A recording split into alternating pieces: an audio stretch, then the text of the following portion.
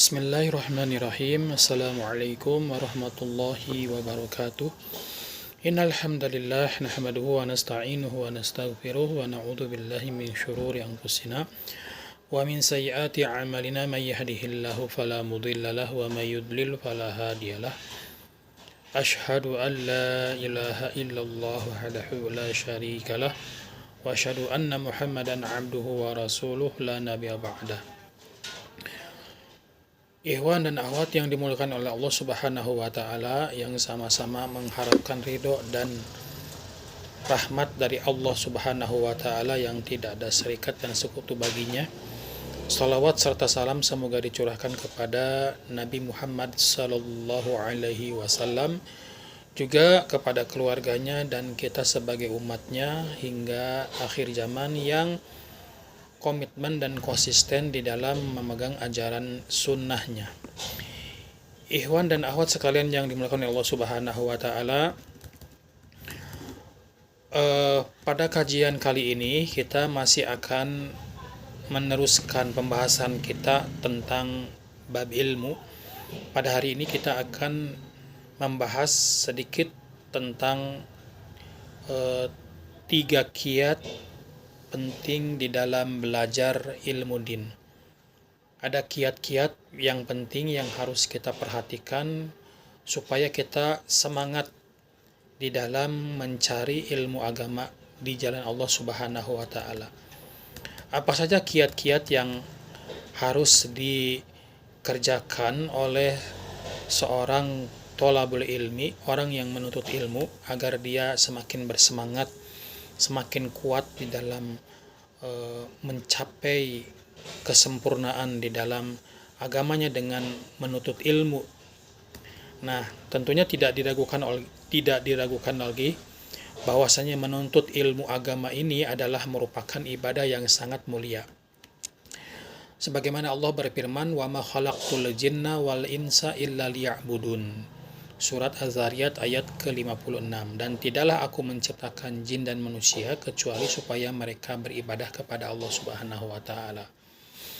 Nah, tentunya beribadah di sini maksudnya adalah mentauhidkan Allah Subhanahu wa taala. Sedangkan untuk mentauhidkan Allah Subhanahu wa taala itu membutuhkan ilmu. Dan juga Allah Subhanahu wa taala berfirman di dalam Al-Qur'an surat Al-Mujadilah ayat ke-11, yarfa'illahu alladhina amanu minkum walladhina utul ilma darajat. Allah Subhanahu wa taala mengangkat derajat orang-orang yang beriman di antara kalian dan juga orang-orang yang berilmu dengan beberapa derajat atau kedudukan. Namun perlu diketahui bahwasanya di dalam menuntut ilmu itu adalah memerlukan metode atau manhaj yang benar, tentunya untuk bisa meraih kesuksesan atau keberhasilan di dalam menuntut ilmu syar'i. Dan tentunya dengan keberhasilan menuntut ilmu ini akan membuahkan hasil seorang hamba Allah yang istiqomah di jalan Allah Subhanahu wa taala, terus menerus di dalam menuntut ilmu di jalan Allah Subhanahu wa taala. Namun pada hari ini banyak sekali pemuda dan pemudi, ikhwan dan akhwat, yang sangat bersemangat sekali di dalam mencari ilmu, ya, semangat dan gemar di dalam menuntut ilmu. Namun banyak di antara mereka yang tidak memahami, banyak di antara mereka yang tidak paham bagaimana cara yang benar di dalam menuntut ilmu. Bahkan di antara mereka ada yang sudah belajar bertahun-tahun, ya, tetapi dia tidak mendapatkan buahnya, tidak mendapatkan hasilnya. Padahal kalau ilmu itu dipelajari oleh sekelompok orang atau beberapa orang, ternyata itu tidak membutuhkan waktu yang tidak membutuhkan waktu yang tidak lama. Artinya di sini ada kesalahan di dalam mempelajari atau metode di dalam menuntut ilmu agama syar'i. Nah, bagaimana supaya kita bisa benar di dalam menuntut ilmu? Tentunya bagaimana supaya kita ini kuat di dalam menuntut ilmu, ya. Tentunya yang pertama adalah kita harus ikhlas kepada Allah Subhanahu wa taala. Kiatnya adalah ikhlas memurnikan ibadah hanya kepada Allah Subhanahu wa taala. Memurnikan ibadah, mengikhlaskan, mensucikan ibadah hanya mengharapkan keridhaan Allah Subhanahu wa taala. Ya. Di dalam hadis Rasulullah Shallallahu alaihi wasallam yang diriwayatkan oleh Ibnu Hibban dan disahihkan oleh Syekh Al-Albani di dalam Sahih Al-Jami'-nya nomor hadisnya 6297, yang artinya bahwasanya sesungguhnya para malaikat itu melebarkan sayap-sayap mereka kepada para penuntut ilmu. Kenapa? Karena ridho kepada Allah, ridho kepada orang-orang yang berilmu itu ketika mereka menuntut ilmu. Ya, jadi sesungguhnya para malaikat itu melebarkan sayap-sayapnya kepada orang-orang yang menuntut ilmu sebagai tanda keriduan mereka kepada para penuntut ilmu. Jadi intinya bahwasanya supaya agar ibadah kita diterima oleh Allah Subhanahu wa taala, ya, dan diberikan pertolongan oleh Allah Subhanahu wa taala, maka tentunya yang pertama kuncinya ikhlas kepada Allah Subhanahu wa taala, ya. Jadi dia tidak menuntut ilmu itu karena untuk meraih jabatan, tidak untuk meraih kedudukan atau segala perhiasan duniawi, ya. Tetapi dia belajar semata-mata ingin mencari ridho Allah Subhanahu wa taala, menyelamatkan dirinya dari fitnah dunia maupun di akhirat, ya. Dan juga apa yang dimaksud dengan ikhlas di dalam menuntut ilmu itu sebagaimana yang diriwayatkan oleh Imam Ahmad bin Hanbal, ya, di dalam perkataan beliau bahwasanya ikhlas itu adalah ikhlas di dalam menuntut ilmu adalah seseorang menuntut ilmu untuk mengangkat kebodohan dari dirinya. Karena tidak sama antara orang-orang yang berilmu dengan orang-orang yang bodoh atau orang-orang yang tidak mengetahui. Allah Subhanahu wa taala berfirman di dalam Al-Quran surat Az-Zumar ayat 9 yang artinya, apakah kamu, hai orang-orang musyrik, yang lebih beruntung, ya, ataukah orang-orang yang beribadah di waktu-waktu malam dengan bersujud dan berdiri, sedangkan ia takut kepada siksa akhirat dan mengharapkan rahmat dari Robnya. Katakanlah, adakah sama orang-orang yang mengetahui dengan orang-orang yang tidak mengetahui? Itu di dalam surat Az-Zumar ayat ke-9.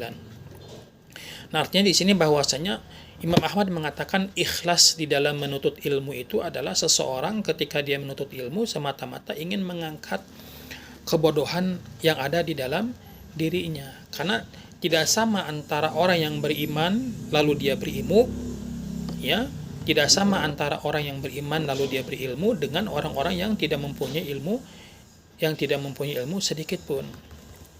Itu adalah yang pertama. Yang kedua adalah ketika kita menuntut ilmu, ya, seseorang ketika menuntut ilmu harus dengan perlahan dan bertahap, tadarruj. Jadi sikap ketergesa-gesaan, terburu-buru inilah merupakan sikapnya iblis dan setan, ya. Allah Subhanahu wa taala tidak menyukai setiap perbuatan yang dilakukan karena atas dasar ketergesa-gesaan atau terburu-buru. Tetapi sebaliknya Allah sangat mencintai seorang hambanya ketika dia beribadah, beramal itu dengan perlahan-lahan dan bertahap. Jadi di sini dijelaskan bahwasanya di dalam kitab Jami Bayanil Ilmi wa Fadlih, ya, juz ke-1 halaman 104, kitab yang ditulis oleh Imam Ibnu Syihab Az-Zuhri, ya, seorang ulama kibar, ya, seorang ulama senior dari kalangan tabi'in, ya, berkata kepada muridnya yaitu Yunus bin Yazid, yang artinya, wahai Yunus, janganlah engkau sombong di hadapan ilmu. Wahai Yunus, janganlah engkau sombong di hadapan ilmu, karena ilmu itu bagaikan lembah-lembah.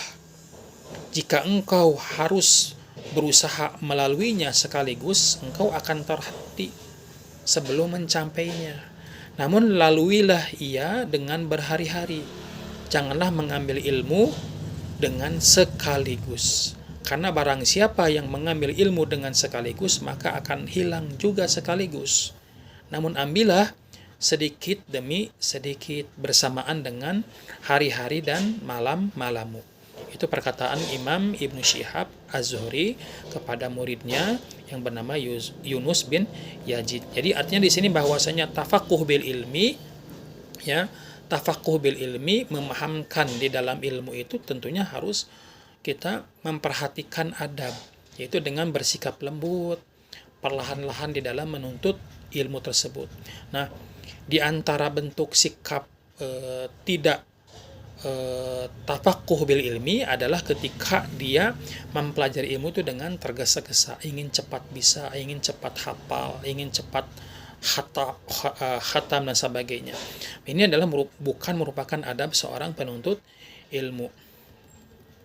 Juga adab yang ketiga, ya, adab yang ketiga atau kiat yang ketiga untuk menguatkan ilmu seseorang, ya, adalah hendaklah dia terus-menerus di dalam menuntut ilmu, ya, terus-menerus di dalam menuntut ilmu dan menyediakan waktu khusus untuk menuntut ilmu. Ya, kiat yang ketiga adalah hendaklah dia terus-menerus bersemangat di dalam menuntut ilmu, ya, tidak menyerah. Bahkan dia harus menyediakan waktu khusus untuk menuntut ilmu tersebut, ya. Jadi seorang penuntut ilmu harusnya dia menyediakan waktu khusus untuk menuntut ilmu dengan waktu-waktu yang paling berharga yang dia miliki, bukan waktu-waktu sisa, ya, bukan waktu-waktu istirahat, ya. Karena pada waktu-waktu sisa atau waktu-waktu istirahat tersebut pikiran kita sudah lelah, pikiran kita sudah tidak fokus lagi untuk memahami ilmu, sehingga kita harus mempersiapkan, menyediakan waktu-waktu khusus untuk menuntut ilmu, sehingga pikiran kita menjadi cemerlang, ya. Dan hendaklah seorang penuntut ilmu senantiasa harus menyediakan waktu siang, malam, pagi, sorenya untuk menuntut ilmu, ya, di samping pekerjaan-pekerjaan yang sifatnya mubah, ya. Jadi itu harus bersemangat tentunya menyediakan waktu di dalam mencari ilmu, ya. Bahkan ketika Imam Ahmad sedang sakit, ya, sedang sakit yang sakit ini menjadi sebab meninggalnya beliau, ya, beliau terkadang merasakan rasa sakit yang hebat sehingga beliau terkadang mengadu-ngadu, ya. Lalu ketika datang sebagian muridnya, mereka meriwayatkan hadis dengan sanadnya dari Muhammad bin Sirin dari Anas bin Malik radhiyallahu anhu bahwasanya beliau Anas bin Malik tidak menyukai mengadu-ngadu ketika sakit. Nah, ketika itu Imam Ahmad belum pernah mendengar hadis itu sebelumnya, kecuali ketika beliau hendak wafat. Jadi ini membuktikan bahwasannya dalam kondisi yang sedang sakit saja Imam Ahmad, ya, masih mendengarkan muridnya meriwayatkan hadis, ya. Bahkan beliau belum pernah mendengarkan hadis tersebut. Ini bukti bahwasanya beliau pun dalam keadaan sakit pun tetap bersemangat menyediakan waktunya untuk mendengarkan hadis, mendengarkan ilmu, ya. Jadi inilah 3 kiat penting yang hendaknya diperhatikan oleh seorang penuntut ilmu, ya, agar ia sukses, agar ia berhasil di dalam meraih ilmu syar'i. Baik, semoga bermanfaat. Wabillahi taufiq wal hidayah. Subhanaka Allahumma wa bihamdika asyhadu an la ilaha illa anta astaghfiruka wa atubu ilaik. Walhamdulillahirabbil alamin. Wassalamualaikum warahmatullahi wabarakatuh.